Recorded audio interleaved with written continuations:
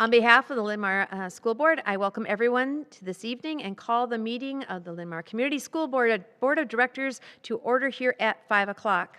As a point of order, John is not with us this evening, so Superintendent Quartermeyer will assume his responsibilities and as his role as secretary. Amy, would you please determine a quorum? Yes. Director Buckholz? Here. Director Foss? Here.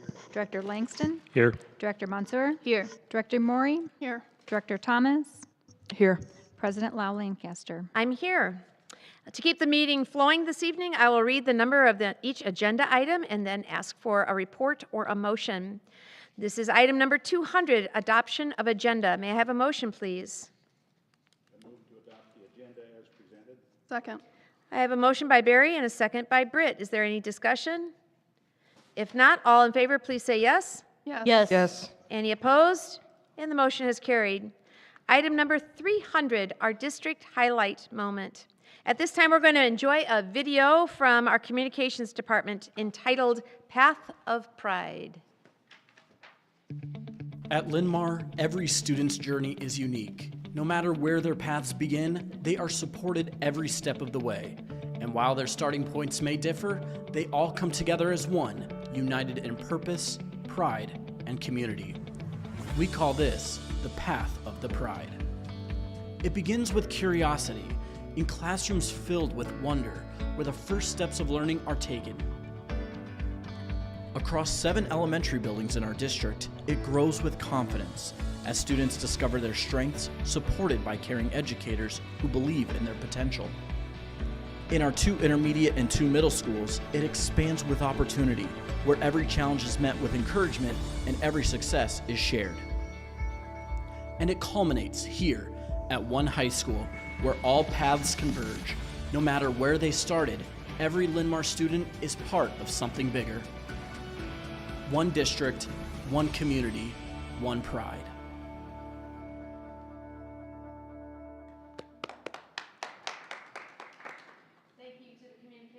Thank you to the communications team for that outstanding video and truly a district highlight moment. We're going to move on now to item number 400, audience communication. We did not have anyone sign up this evening, so we will now move on to item number 500, our informational reports. At this time, may I have a report from item number 501, Career and Technical Education Advisory Report. Hold on. I'm having computer issues. If you want Midhead, I can kick it off if you like. That's fine. Go ahead. Okay.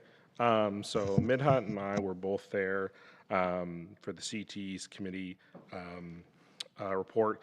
We started off talking a lot about our comprehensive local needs assessment, the main priorities that were identified in the past cycle, and then some improvements made upon those. So upgrading and outdated equipment to meet the career industry standards and safety expectations, modernizing curriculum and software to maintain alignment with labor market needs and ensure students are gaining relevant, high-quality skills.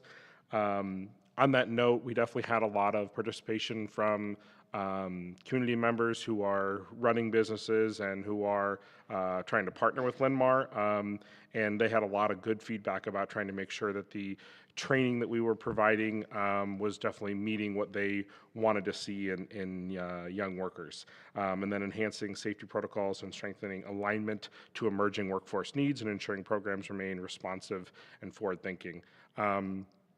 And then I would just kind of say generally there was just a lot of communication and work between the community as far as what they are looking for from either mentoring programs, job shadowing programs, young workers, and those sorts of things. And everyone was trying to get aligned in terms of what we can do to have that help out. There was definitely some discussion around some previous programs through the state for internships that did not work well, and we were discussing solutions that did work well if CHAD implements our own systems that just doesn't have as much reporting issues. We also kind of heard an update from every department, just kind of on a personal level. It was just very inspiring and positive to see all of the different departments and teachers and their programs and what they were working on. And I just came away feeling that it was we were definitely on the right track. So there was a lot of talk with the community members, and they gave ideas of different kinds of apprenticeships they're looking for and how the scheduling. So we had our counselor, one of our counselors there, and she actually recommended how the time slots given so it doesn't disrupt school time, to make a pathway for apprenticeship for these students while being in school. So it was a very wholesome meeting, and we also talked about the needs assessment. We also spoke about the demographics of the students that take different CTE courses. So as I participate in these, I'm getting more and more excited about these CTE and community partnership that we have going on here at Linn-Mar. Yeah, and then just finally, I would add on, a big focus going forward is increasing our students with IEPs involvement in the CT areas, continuing to support students from free and reduced lunch populations in the CT offerings, and then continuing to celebrate the demographic balance that we have. One of the things that I think both of us were very surprised at was it was actually a pretty good balance across a lot of our different CT programs. As we got into the nuance, there were some areas that were imbalanced, but it was pretty exciting to see that much involvement. So. Thank you. Very, very thorough verbal report this evening. I appreciate it, and so does the board. Does anybody have any questions? If not, we'll move on. Oh, go ahead. I have one question. So in my years on the CTE committee, we always talked about, Evan, you mentioned enrollment numbers across subgroups, but we also talked about just a general trying to push down into middle schools and make students more aware of these opportunities. Are we seeing an increase overall in enrollment in our CTE programs? Is that going up, or? The enrollment is going up in all of our CTE programs, especially the business area. The enrollment, there's waiting lists for students to get in. Agriculture also, there's waiting lists. It's just been a while since I was on that committee, well, maybe a year, so I wanted an update on. The Yeah. last thing I heard was Yep. that we were holding strong, and we were going to try some new things to raise awareness with younger students, so Yes. that when they got to the high school, they were more aware of those classes. So that was also discussed in taking, but currently with the focus was apprenticeships and internships at these different businesses that we had representatives from, and they didn't think that they could hire anybody over 18, but then we spoke about the new laws and what it permits students at younger ages to do. So I don't think we can go all the way to middle schools for those kinds of things, but that was the focus. I think if we can continue that community outreach and community support, more kids will be more interested in attending. To clarify, middle school was more about going to the middle schools and introducing the idea of these classes exist at the high school, so they would plan them in their four-year plan. But now I have another question. So are you talking about our students doing paid apprenticeships at these businesses? It could be paid, it could be for credits. Is it one or the other, or? It depends on. I'm guessing this is now outside of the contract for job shadows and apprenticeships we have with Workplace Learning Connection? Yes. Okay. Yeah, so there's an ability for, at least my understanding is there's an ability for anybody who has a job that they can also apply to get credit while they're working that job. But then there are obviously, yes, some programs where they're unpaid and there's just internships. Further towards your point, I have less experience. I haven't experienced it personally as a parent, but we had some teachers and some parents there who spoke about a night that is in place that is the thing that comes to my mind is like the time in elementary school when they bring and show you musical instruments and get you prepared. I think there is a night like that for our CTE, and there were some community members who were speaking very positively about that. And then on the enrollment numbers, there was some discussion as well that there are dips in some of the enrollment, but they tend to do with specific demographics and at certain points, but not an overall dip. Thank you for the clarification. Great conversation. I'm going to move us on then to item number 502, Linn County Conference Board and Cedar Rapids Examining Board report.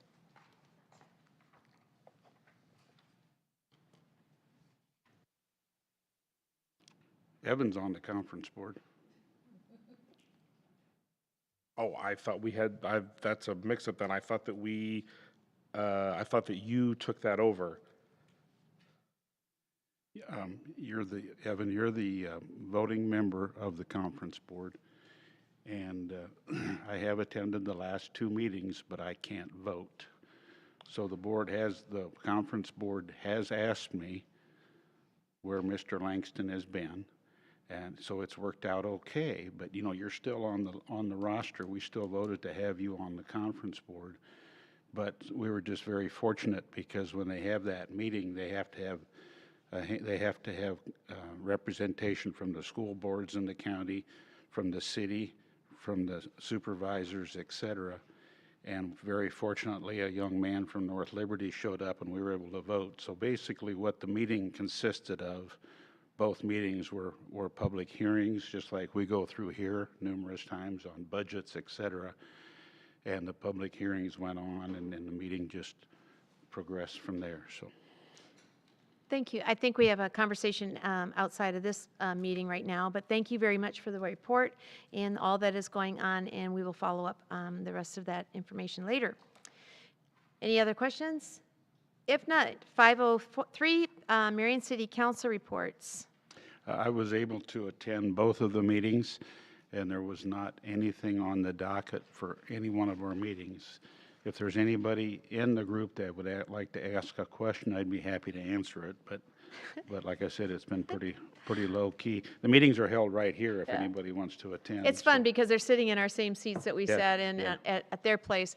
I'm just going to giggle because at no point did we all talk about the 10th Indian Creek Bridge is closed. And for those of us who that is our way to cross into the mothership kind of thing, it's a big deal to have it closed. And then even our backup plan was closed. And so now they really do, you do have to follow the detour. I'm just wondering how our buses have had any experience with that. Has it caused any delays for our schools? Because it caught me off. It takes an extra 20 minutes of my day. I know it sounds insignificant in Cedar Rapids, Iowa area plus, but you got to go all the way around regardless of what you do. And so I'm got my fingers crossed. Indian Creek 29th That's my intersection go-to, man. is real easy to get through that time of mornings. Anyway, I'm just kidding. Well, it's not for me. I mean, for me, it can There's take. just more I traffic. feel your pain. I didn't know that the bridge was closed either, and I'm on autopilot when I go into the I office. So I know. turned right on 10th and then had to There was- do a U-turn and There it yeah, going around. It's That's- short. It's very short term. yeah. I don't think it's supposed to last 6 to very 7 long. weeks. Yeah. So I'm just letting you know, it's 6 to 7 weeks, which takes us almost to the Oh, end is of it the that long? school year.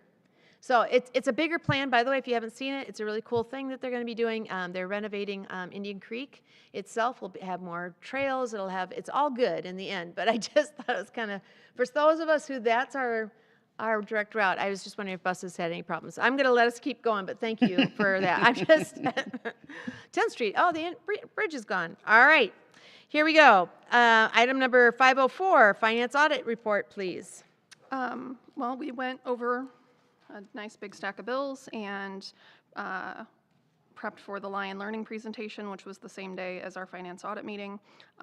So I got to hear it twice. John did a great job both times in that day. We did have one community member attend the Lion Learning session, but we had really good conversation and he had lots of questions. So I still thought it was a good evening to have that. And then we talked about just with some different changes to some legislation, we may have to look at our bank depository limits coming up, and the state is changing the SSA payments from monthly to quarterly, so we're going to have a larger balance for a longer period of time just because we get a bigger lump sum, and So John's looking into that, wanted to give us a heads up as he's kind of trying to plan out what that might look like.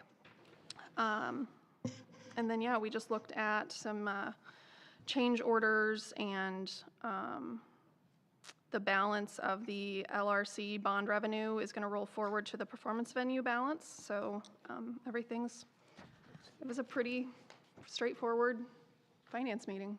Great. Did I miss anything, Barry? Nope, that's good. Nope. Thanks. On top of that, I'm going to go ahead and Superintendent Quartermeyer will share a recap of the Linn County property tax notice. Thank you, Britt.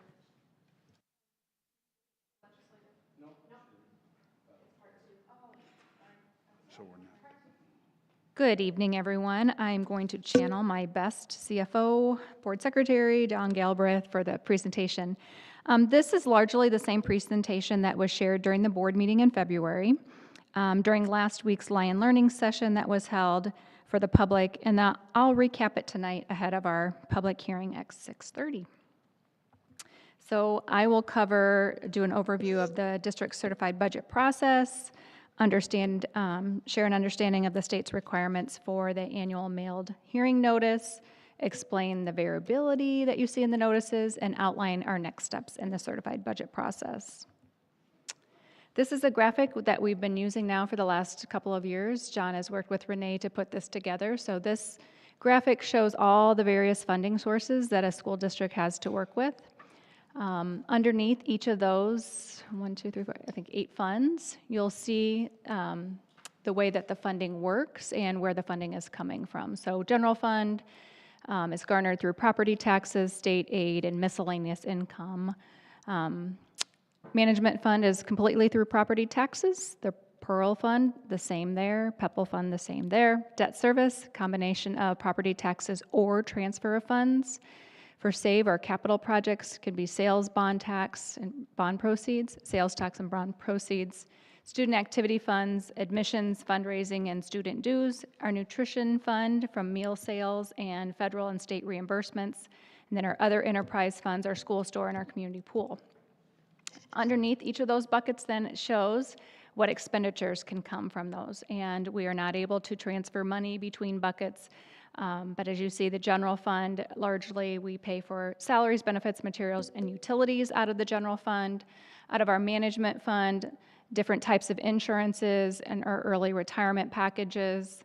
Out of the Pearl fund, playgrounds and recreational spaces. Out of PEPL, similar to SAVE, building construction, vehicles, equipment greater than $500, technology, buses.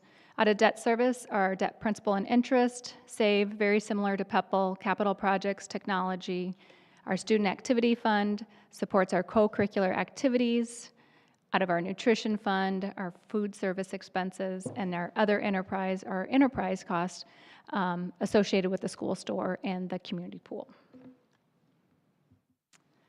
All right, so the certified budget process that happens every spring in Iowa establishes a maximum tax rate. And it's set then to communicate that tax rate and levy amount expectations to the public through a tax mailer notice, and it informs the fiscal year 27 line item budget process. So this series of dates has been legislated in Iowa Code for about this might be the third full spring that we've had to exercise this process. Prior to this, we had one public hearing on the budget, which was in April. But this new timeline establishes kind of what you're going to hear us talking about tonight. So by March 5th, we had to establish our maximum tax rate and proposed budget and notify Linn County Auditor of that. By the 13th, we had to publish our first hearing date in the Gazette and on the district webpage and on social media. Our district has elected then to hold the public hearing on March 30th. That's later tonight at 6 o'clock. That's our first budget hearing. No district in the state of Iowa could do that prior to March 20th. On April 5th or somewhere on or around April 5th, we'll finalize our property tax levy and proposed budget. Between the 7th and 17th of April, we'll publish our notice and second hearing date in the Gazette and on the district webpage and social media. We'll hold our second certified budget hearing on April 27th and have board action on the budget that evening. And then by April 30th, John needs to file with the Iowa Department of Management and County Auditor officially our certified budget. So key factors for our tax rate that was seen in the mailer, which was $17.99404. It is established through a general fund levy of roughly $12.98, our management fund levy of $1.39, regular PEPL of 33 cents, that's the board-approved PEPL, our voter-approved PEPL at $1.34, our PERL at 13.5 cents, and our debt service at $1.81. So as you look at the different aspects of the makeup of that tax rate, the board has the ability to control 37% of the tax rate, the voters 18.83%, and then the state, of course, 44% of that tax rate.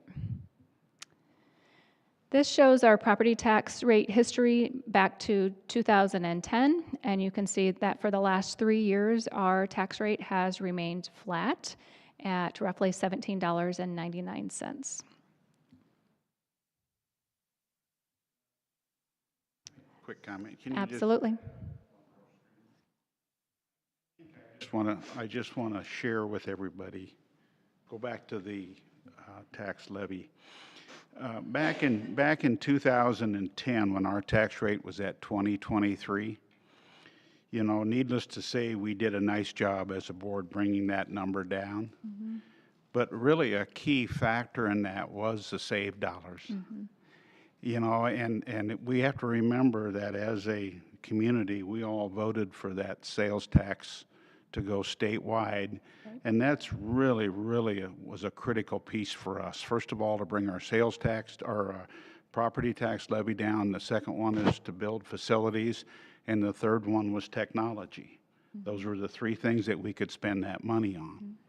So I'm sure Britt will talk a little bit in a few minutes about where the state's trying to take money out of those saved dollars. And that's just I'm just going to say it again, that's just major disappointment to me, because how critical that was. We were one of the highest in the state, and to bring that down to $17 was a big deal. Yeah, because in that year, you would only had access to GEO bonds and PEPL. Right. Yep. Right. So we were, you know, and at that time we were going by 300 to 400 students per year.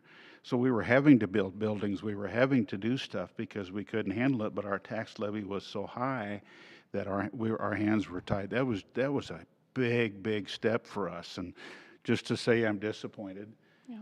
And we don't need to get into the politics at all, but the bottom line is that's going to hurt us and most other school districts when the state comes in and takes 30% away from us. And I'm sorry to take away your buzz. You'll talk about it a little bit, I'm sure. You're not taking away anything. Yeah. It's a worthwhile conversation. Anyway, I just felt it was important to share that because that was such a critical time for our district. So. Well, the other thing I want to add, since Barry's kind of giving some context to this chart, the year 2020 when we went up to the 1801, that was the voter-approved bond for the 2 intermediate buildings, and we committed that we would bring that back down as soon as those buildings were completed, and we did that. So that's when you see us coming back down to the 1787 and the 1736. So we have, as a board, historically, and this chart is a really good representation of that. We do ask the community, and we look for ways to, you know, build the buildings we need and that, but then we stay with that commitment of bringing it back down as soon as we are able to. And we've been able to do that twice now, and then the last 3 years we've really focused on conservative budgeting and maintaining a flat levy. And not charging more to bank money. That was a big piece too, is don't take what we have to survive, and that was all that mattered to us. Mm-hmm. So, thank you both for those comments. All right, I keep referring to the property tax mailer, and here is an example of the property tax mailer. Each individual in the district has the ability for a property tax mailer to look different. Some of our patrons reside in the city of Marion, some in the city of Cedar Rapids. Some folks may only see this for the school property tax rate, as well as the county if they, you know, live in Linn County and are not attached to either of those cities. But with the property tax mailer, the first column, the first big column that you see there shows the current year in property tax rate. And of course, it's very consistent with the $17.99 there.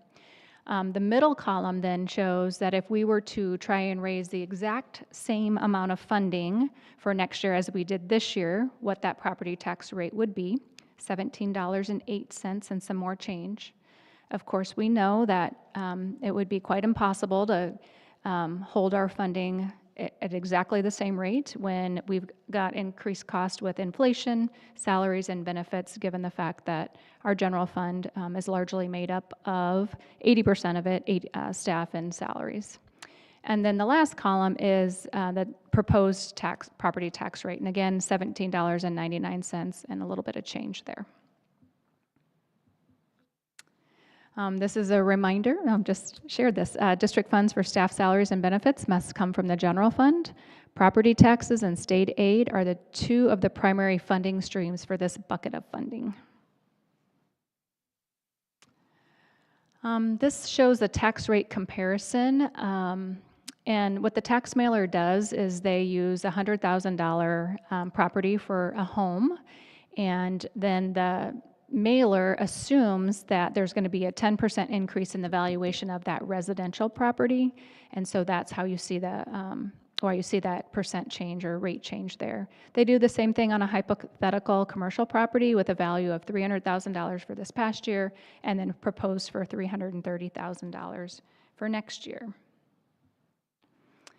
And why that's important, John has used this slide and put this slide together because he really wants to just enunciate the fact that as a school district community, we have impact only on the line there, the row that is highlighted in blue. You can see our property tax rate for the 25-26 school year, as again, we keep talking about the $17.99 and some change. And then as we go into the 26-27 school year, our proposed tax rate, the $17.99406, you can see that being used in his last three examples.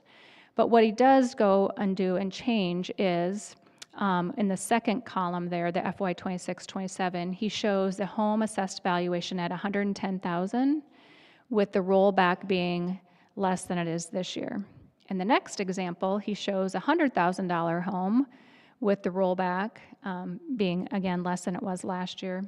And then with the last column, he shows an example of a $100,000 home with the rollback being exactly what it is this year. So you can see the differences in the tax rates there, but this exercise is really to show, again, that the school district has just the one impact there, and there's a lot of other impact being felt. And whether that's by the rollback or the evaluations, assessed valuations of homes, commercial, that sort of thing is really out of the district's control.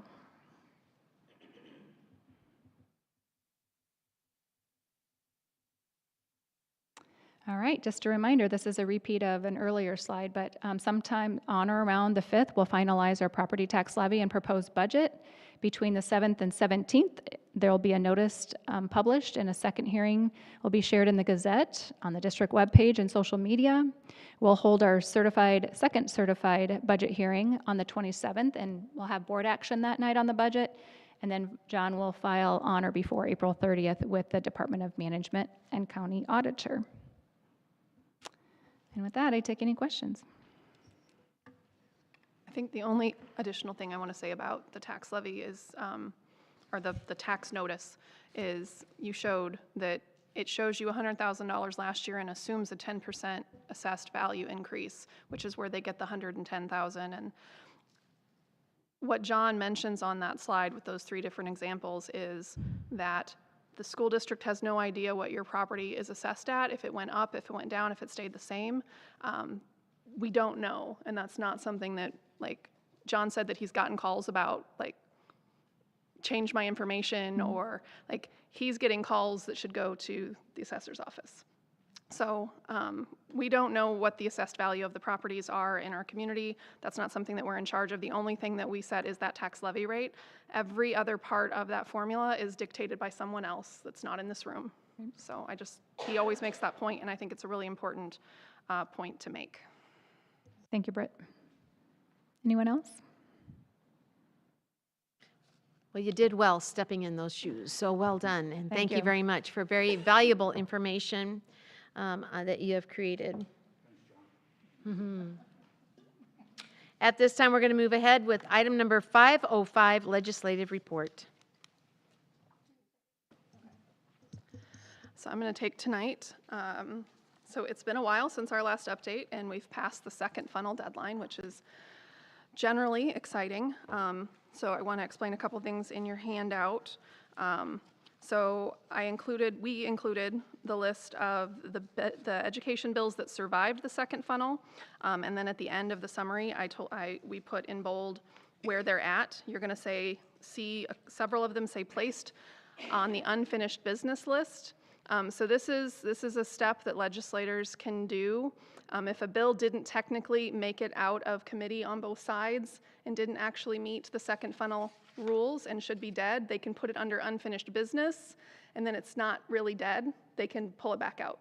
So if it says unfinished business, it means that no action is currently taking place on that bill, but it did get put on unfinished business, so it can still crop up.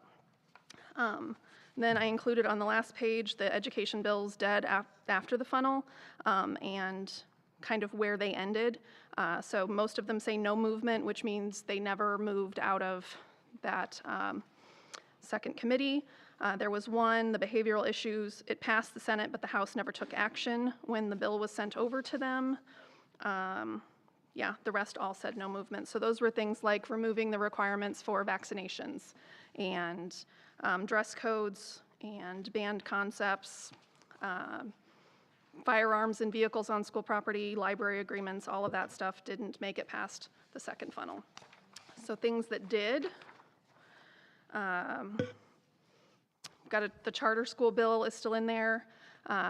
There's a bill that modifies talented and gifted and the statewide assessment programs and how they're distributed and paid for.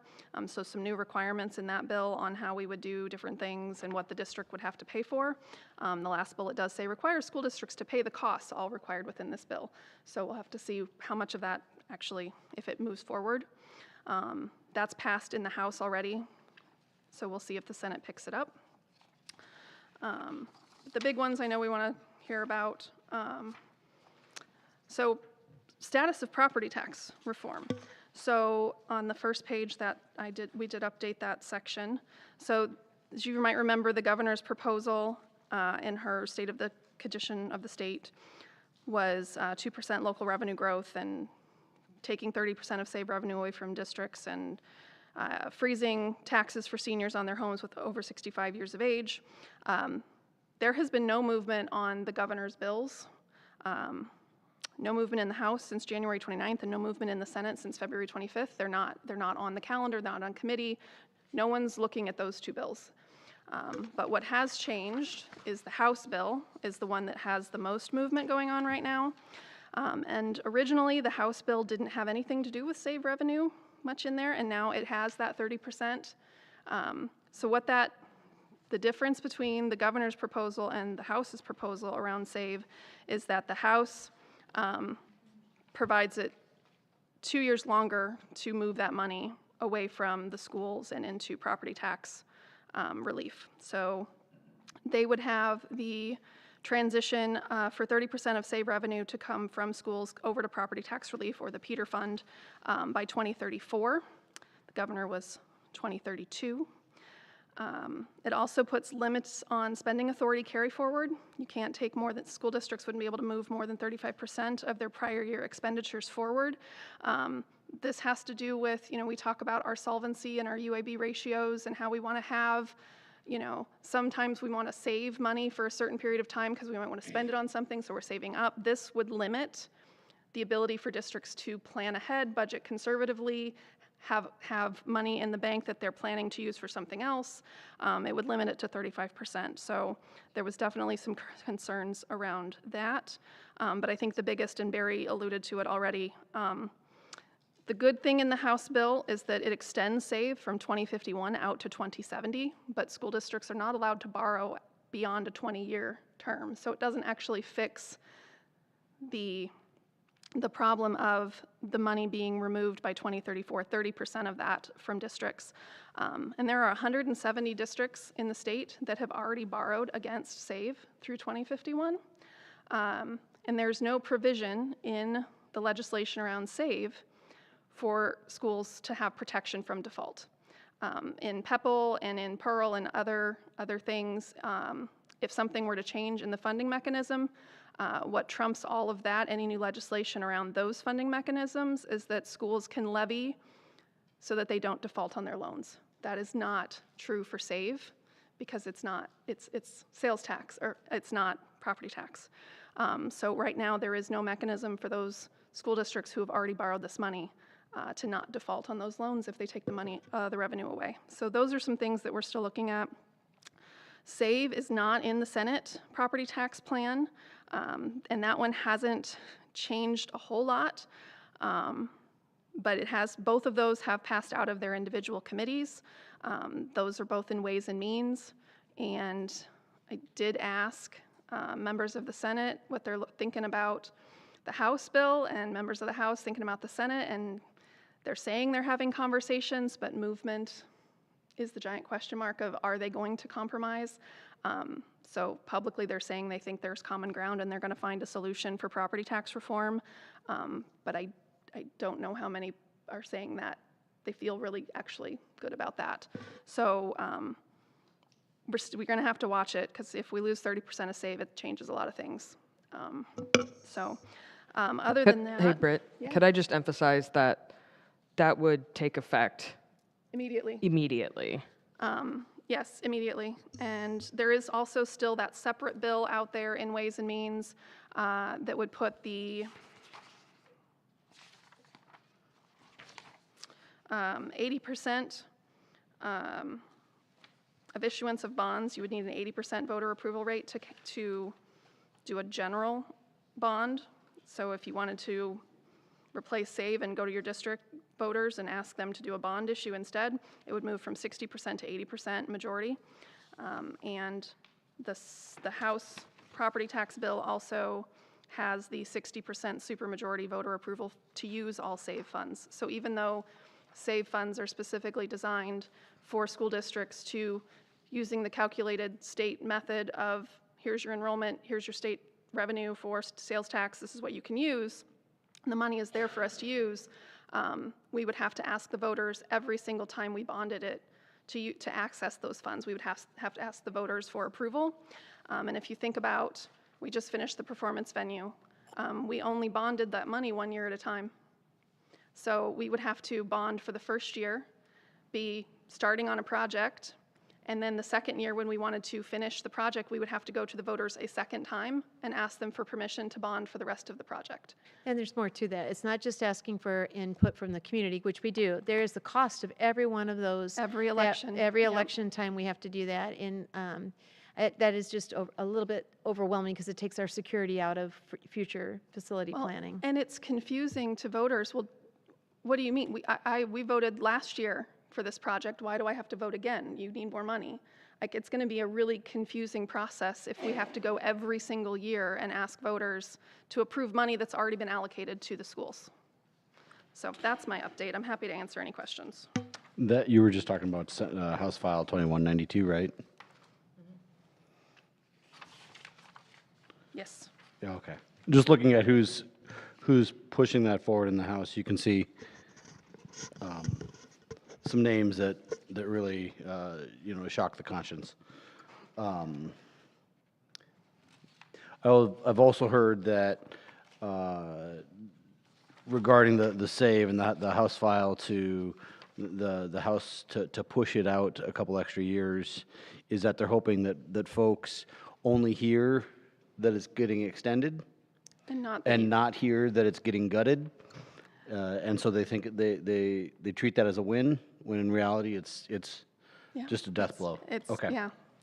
Again, we can't borrow more than 20 years out, and so it doesn't matter if you default on your current loans. It doesn't matter that you're going to get more money in 2070. So, any other questions? Yeah, Britt, I'm trying to understand this whole game plan here, because the reading that I've done this past week, and of course, if you go to the side note, people that received this tax notice, I've seen on Facebook, I've seen et cetera, that I was told my taxes went up 17%, and I don't know where they see that, but whatever. But what I'm trying to understand is the governor, the legislators are making it sound like we're expecting a tax break. We're expecting real estate reform, or is that just something that they're putting expectations out there? I'm not getting that. But. They have been campaigning for several years now, all the way back to their first round of property tax reform when the rollbacks were put into place, which I think was not too long, like 2016, 2018. And, you know, in those conversations, they said income taxes are next, and then they did that. They cut income taxes. And now they're saying our constituents are saying property taxes are too high, which I know we hear. So I think they've created their own talking points and their own priorities, which every party does. But how much of it is, because I mean, Barry, you and I have had this conversation. Neither one of us are opposed to paying our property taxes because we want to support our community. So how much of it is constituents are banging down their door and saying we expect property tax relief, and how much of it is the will of those in charge? That's, you know, 6 one, half dozen of the other. But they've been touting this as a campaign promise for several years now. And they tried last year with property tax reform. It didn't go through because the three different versions have never come together in one. They're attempting it again this year. Whether it happens or not, yet to be seen. Would I love to pay lower taxes? Sure. But do I also want to live in a community that's well educated and has roads that don't kill my car, and the police show up when I call them, and the fire department is available, and we have nice parks, and like, you know, I think if this goes through in the way they want it to, and then cities and counties can't afford and school districts can't afford, because that's the other thing in the House plan is to shift more school funding away from property taxes and have it come out of the state general fund, which is almost bankrupt at this point. So I don't know how they're going to cover that either.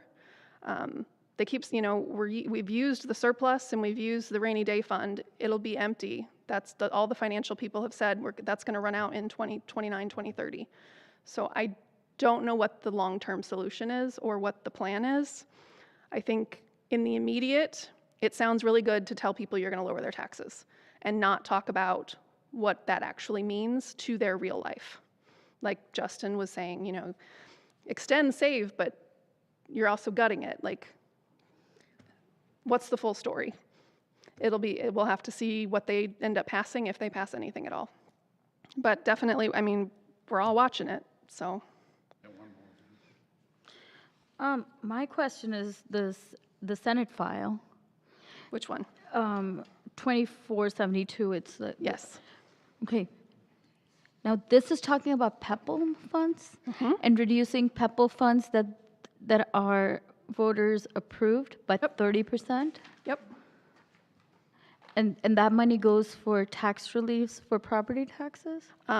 Basically, it would reduce the levy so that we wouldn't tax as much, so then it would lower property taxes. But yeah, you're right. PEPL is voter approved. So that's another instance of we asked our voters local control. What does our community specifically want? Our community voted for this, but the state would come in and step in and say, yeah, but no. And so yes, everything that we would plan to use PEPL for, 30% of that would be gone. So it doesn't matter which vehicle this passes through, if it passes. Our property money is going to get reduced. Like for like the save funds also is used for like building purposes. PEPL money is also used for building purposes. If either one of these proposals goes through the way it's written today, we are going to see a significant decrease in the revenue streams we have specifically for facilities maintenance, technology, Safe security. Yeah, security upgrades. If we could put this in plain terms, like roofing, re-roofing, furniture for classrooms. HVAC systems. Parking lot repavement or expanding it. Anything that Jerry deems necessary for technology upgrades. And remember, we're a one-to-one campus. Every single one of our students has a laptop. Every single one of those laptops has software that needs to be updated and security protocols that keep our kids safe when they're on those things. Talk about our visitor entry systems, the locks and all of the things, like all the security measures, all of that can be funded through the things that they are talking about. Cutting and diverting funding to cover property tax relief. And we can't, as Amy just very eloquently presented, the general fund pays for salaries. We can't, like, that money is for educational purposes. We can't just be like, oh, I guess we're going to cover that roof with some general fund money that we already don't have enough of anyway. And I feel for other districts in regards to this property tax legislation, because as we saw on the chart, our property tax rate has been flat. We're planning ahead. We have a demographer studying our impacts. We're trying to be as fiscally responsible as possible, and not all districts have that same history of managing their fiscal situation, and this is going to make it difficult for them to have basic safety upgrades to their building. Replace a broken window.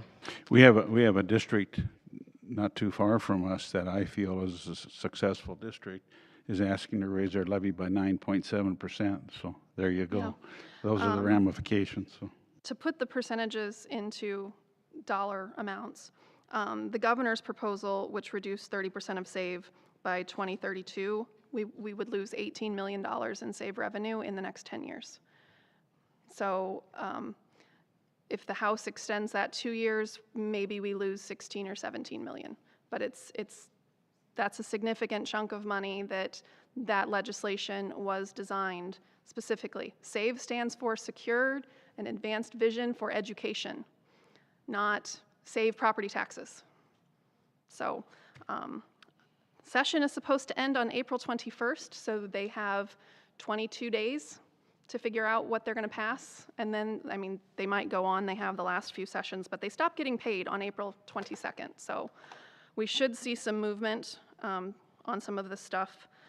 They're also arguing about the carbon pipeline stuff, eminent domain, so that may shift and may take property taxes longer because they're really talking about that out there too. So that's what I've got. I know this question might be a little bit like asking you to see through mud.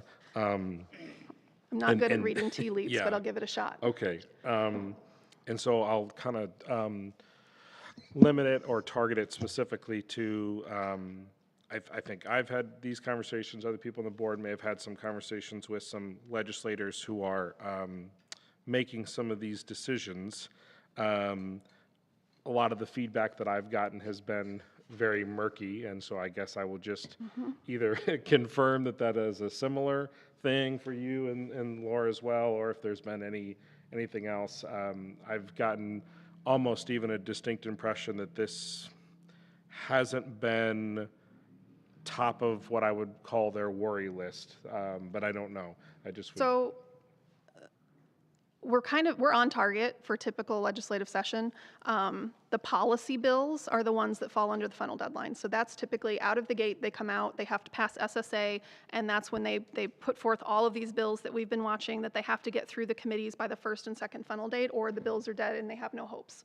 The budget, anything to do with the budget, fiscal notes, that all hits on appropriations or ways and means, and neither one of those committees' bills follow funnel deadlines. They're exempt. So really, you won't see a lot of work on appropriations and ways and means, and they announce the budget at the beginning of the session. The governor announces, here's my budget proposal, but they don't have to really work on it, and they don't really work on it until they get past that second funnel, because then they've done all the policy stuff they can do. And now, second funnel is gone. What's left is what's left. They'll work on getting those through committee, but now they will focus on budget.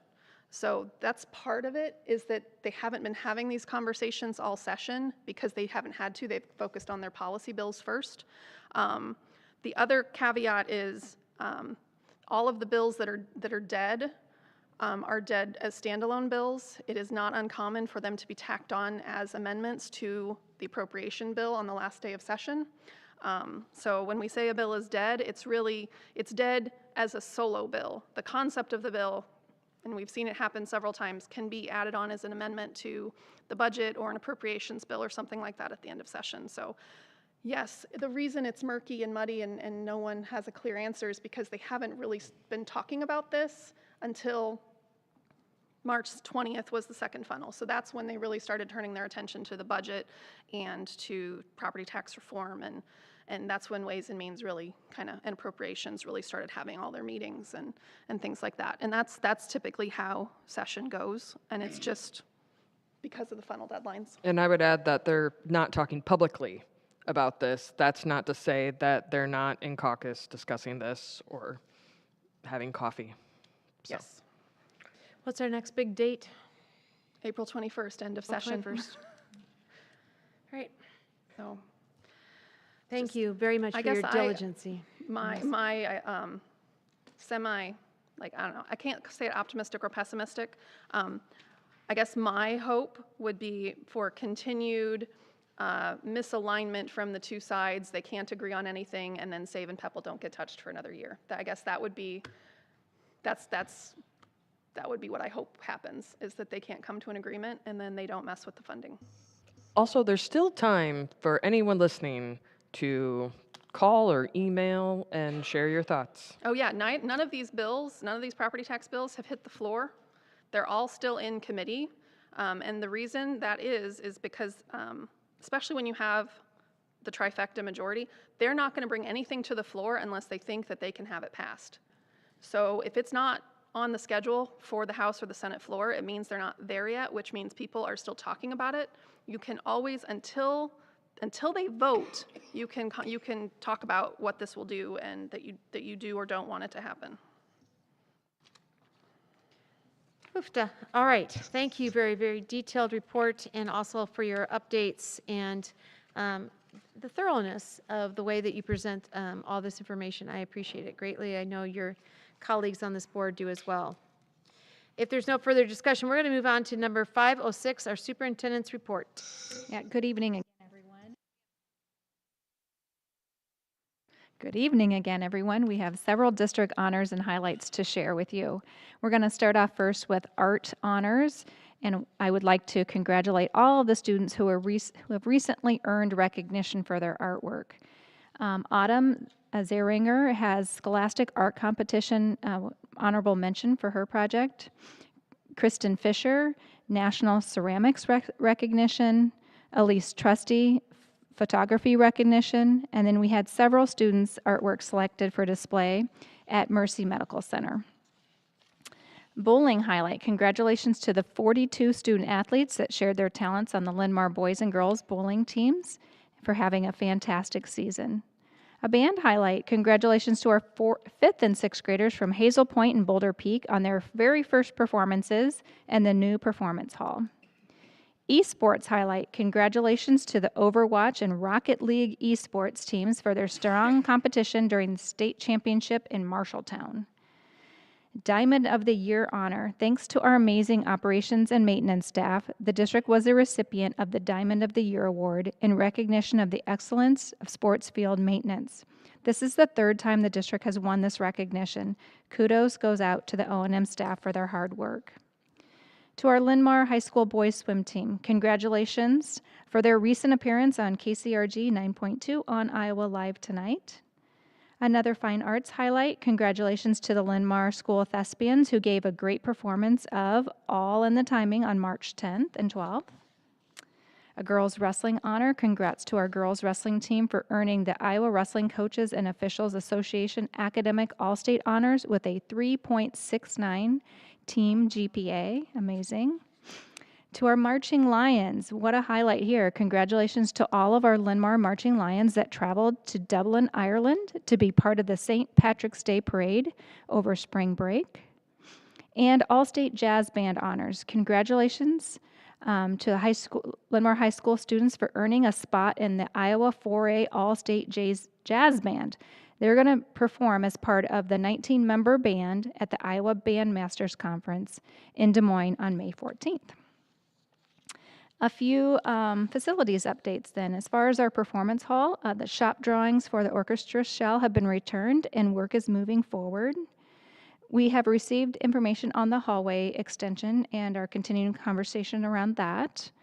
As far as our indoor activity center project, they recently have reviewed and updated room numbering with Dr. Gustafson.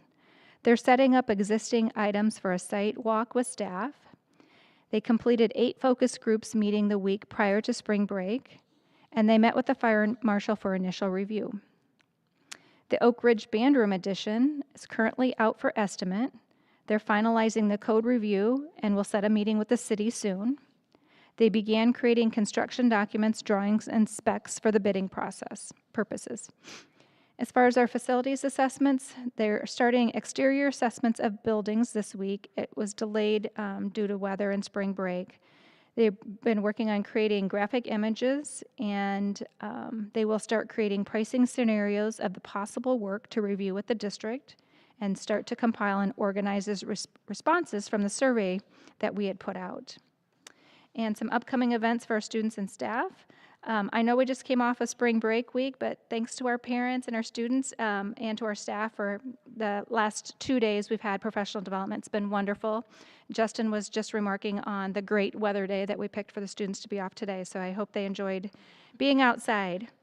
And April is right around the corner. We have no school on the 24th of April for teacher comp day, and we have conferences coming up for our high school students and families on April 30th. Are there any questions? If not, thank you very much for that report. We appreciate it. We're going to move on to item number 600, our unfinished business.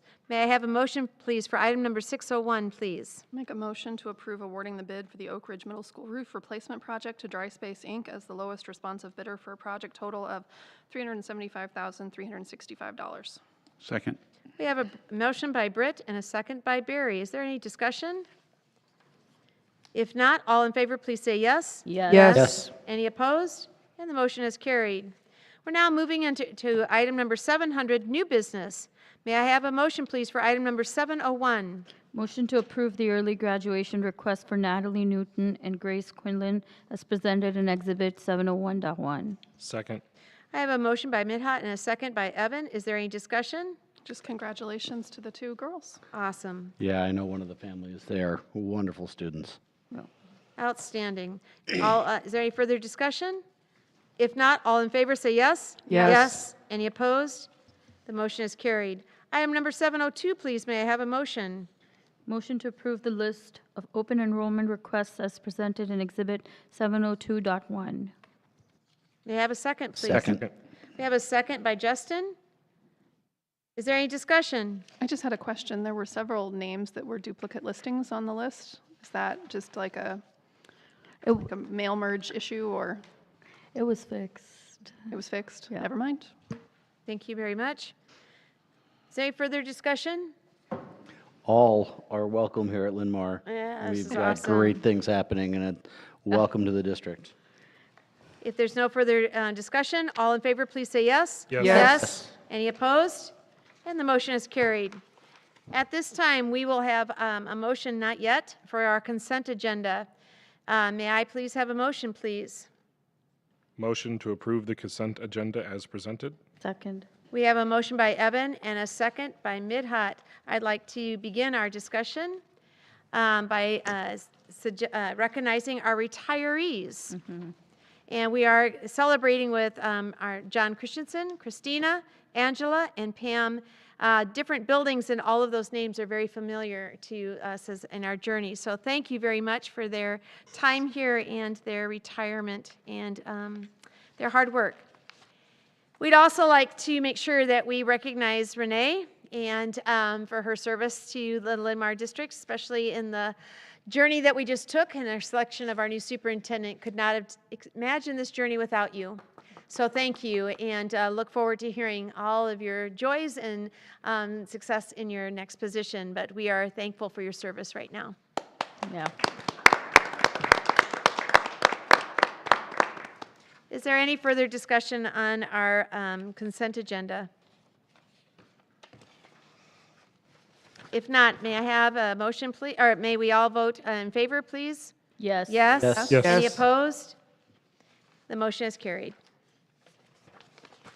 That moves us all the way to items number 900, board calendar and communications. At this time, I'm going to quickly highlight some of our upcoming board events. April 2nd and 16th, Marion City Council, we have on 2nd and 16th. Anybody want to grab those? I'll grab the 16th. 16th, all right. Can someone take the 2nd? I'll do it. Thank you, Britt. Sorry, I'm working. Also, do we have then, April 6th will be a board work session at 5 o'clock. I won't be in town. Okay, Mid-Hot, you'll be out of town. Let's discuss that further, because we could possibly do also a, I have a flight at the time. oh, you'll be in the air, so that's a hard no. All right, let's keep going. We have board meetings on the 13th, the 27th. We have a policy meeting on the 16th. Woof. We have April 23rd, finance audit. We have April 23rd, SIAC. We have April 30th, Venture Academics Advisory at 4 o'clock. And I'm going to just not ask out loud, but please make sure you're skimming and looking forward to May. It is a full one. All right, I have no other conversation. Anybody want to go for an adjournment? Moved at 6:01. Britt has made a motion. Second. Evan got the second. Discussion. All those in favor say yes? Yes. Yes. Our board meeting was at 6:01. All right.